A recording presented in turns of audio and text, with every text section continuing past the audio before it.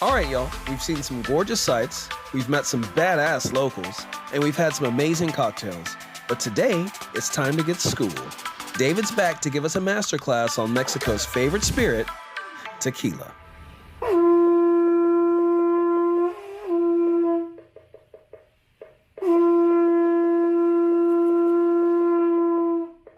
Last time we met David, he was behind the bar at Javi's pouring us a delicious avocado cocktail into a bell pepper. Tonight, he's repping Project Mayahuel, an Isla Mujeres cocktail collective, and teaching our small class of lucky students, starting with the basics. Imagine this is an agave plant, right? If you trim it and you give it a low cut and you pull it out, then you have the actual heart of the agave. If you take this heart and you cook it, it turns the starch, so we're playing with chemicals, right? It turns the starch into sugar. Afterwards, you allow it to ferment and you turn those sugars into alcohol and then you distill it. That's how you produce tequila. Agave tequila, however, has 13 different varieties, but only the blue variety is acceptable to be able to drink or make tequila. It must come from Jalisco or 4 other states in Mexico.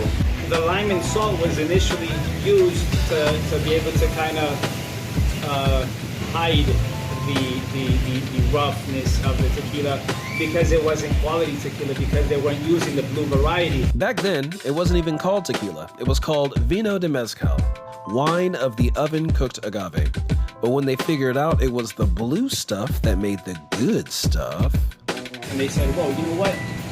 What we're producing is much higher quality than what these other guys are doing, right? And covering it up with the lime and the salt. So they said, we are producing a higher quality beverage. Let's name it different because we want to be able to separate ourselves from the rest. And that's how they began pushing and getting the name tequila out there. and bam, tequila was born. And look, y'all, we're just scratching the surface here. David's tequila knowledge runs deep. People will attribute distillation to the Spaniards, but it really wasn't theirs to begin with. It was the Arabs.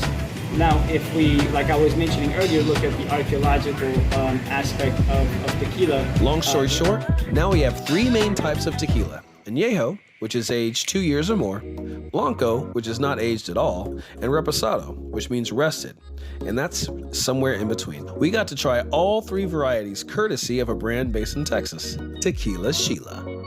Having the label 100% made from agave can and is allowed or is permitted to add under 1% of glycerine, of starch, of oat extract, so on and so forth, to heighten, to brighten its color, to be able to elevate the taste, to give it that sweetness, to kind of play with the ultimate and the final product.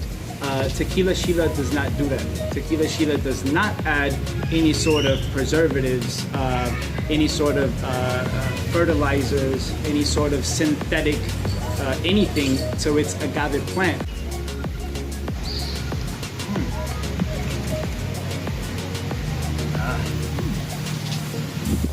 This is really smooth, yeah. I think we need more women in the tequila. This is totally smooth. Yep, no salt or lime needed here. But if you wanted to make a cocktail, tequila's good for that too. All right, so this is the Southbound Juarez. Yes, sir, the Southbound Juarez. There we go, Juarez. There we go. Okay. I'm using homemade horchata. I allow it to sit 24 hours, and afterwards, fine cheesecloth. 1.5 ounces of a reposado tequila, cinnamon syrup, which is also homemade, just below a 1/2 ounce. Lime juice, just about a 1/2 ounce to kind of match the cinnamon syrup. To get everything to kind of fuse together. Okay. This is going to give us a creamy texture. It's going to be kind of foamy on top. A cinnamon stick is just fine. All right. Thank you so much, David. Very welcome. We'll taste here. Calls them apartments. So he has some private apartments within his cottage. really, Oh, man. for his family. It's awesome. It's Yeah, creamy. and It's then citrusy. there's like a tour. This is great, man. It's got You good kidding me? texture. Yeah. It's all homemade. Yeah. Again, y'all, this was literally just a taste of the knowledge David shared with us. Look him and Project Mayahuel up on social media for more of his expertise.